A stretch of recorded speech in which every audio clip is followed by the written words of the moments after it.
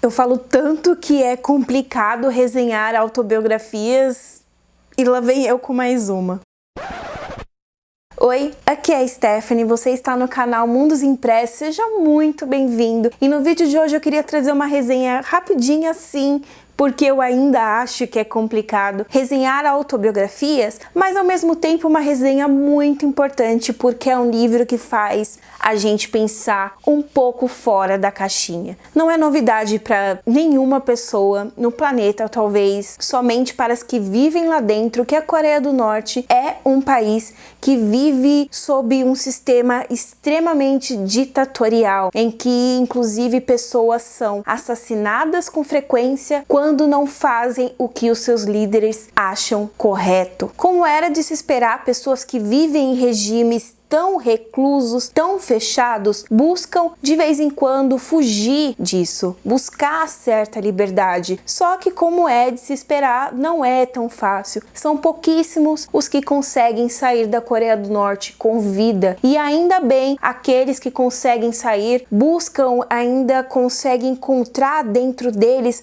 um pouco de força, um pouco da força que lhes resta para falar a respeito, para tentar buscar apoio. Esse é o caso da Yeon-mi Park. Fiquem à vontade para corrigir o nome dela aí de comentários, fiquem à vontade. Ela, quando fugiu da Coreia do Norte aos 13 anos de idade, com parte de sua família, acabou conseguindo aos trancos e barrancos se posicionar ali na Coreia do Sul e eventualmente criar o livro que a gente conhece hoje em dia como Para Poder Viver, que é uma autobiografia não só de como foi a sua fuga da Coreia do Norte, mas como também foi todo esse processo de descoberta de que ali não era possível viver. A própria autora comenta que até ela sair da Coreia do Norte, ela mal entendia que ela estava vivendo num sistema ditatorial. Ela mesma comenta que ela só saiu de lá porque ela estava passando fome,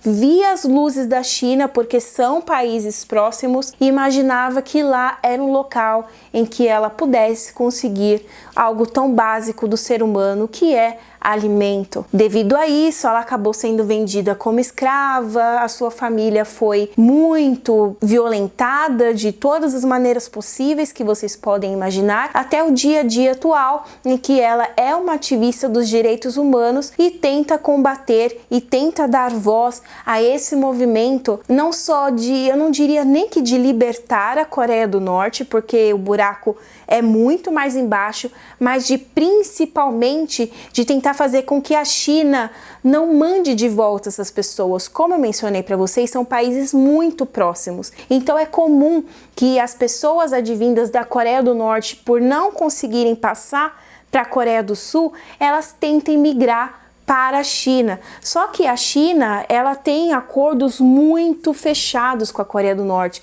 Então, quando ela percebe que as pessoas estão tentando fugir para lá, elas mandam de volta. E normalmente a gente descobre através desses relatos, porque é um país muito fechado, que não tem internet, que não tem notícias.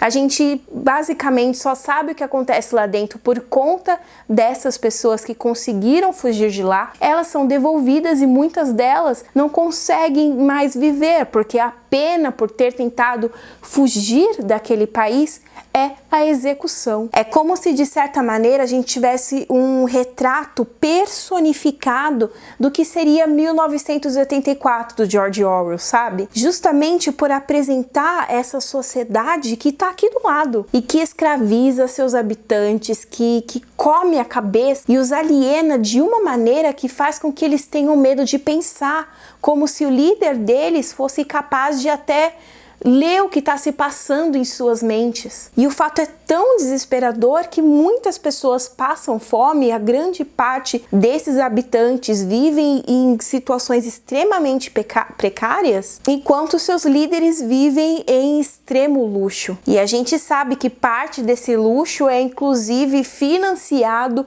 é inclusive valorizado, nutrido, apoiado por países como a Rússia e a China. E o mais tenebroso de tudo isso, a ideia mais tenebrosa que esse livro nos traz, é que estamos em 2021, são apenas 3 gerações de líderes e eles já conseguiram fechar o país de uma maneira que as pessoas lá dentro, muitas delas, não têm sequer noção de como era antes ou de como poderia ser. Então esse é um retrato difícil de ler, mas é muito importante para a gente pensar um pouco fora da casinha e não como se a gente já tivesse que dar graças a Deus às nossas condições e não lutar por dias melhores. Nós temos sim que sempre lutar por melhor qualidade de vida, por melhores direitos sociais, mas também para a gente pensar que tem pessoas no mundo que vivem em situações arcaicas, situações de extrema pobreza, extrema fome,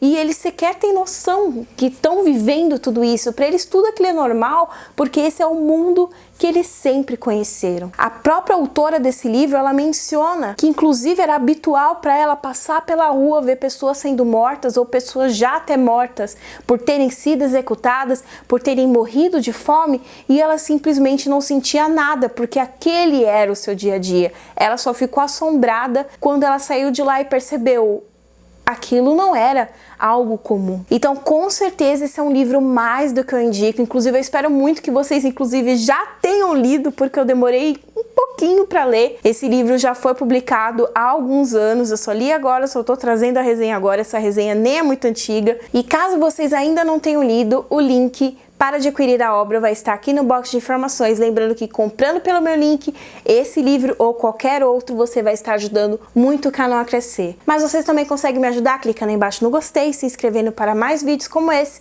E eu agradeço muito a sua presença aqui hoje. Obrigada por tudo, até o próximo vídeo. Tchau, tchau!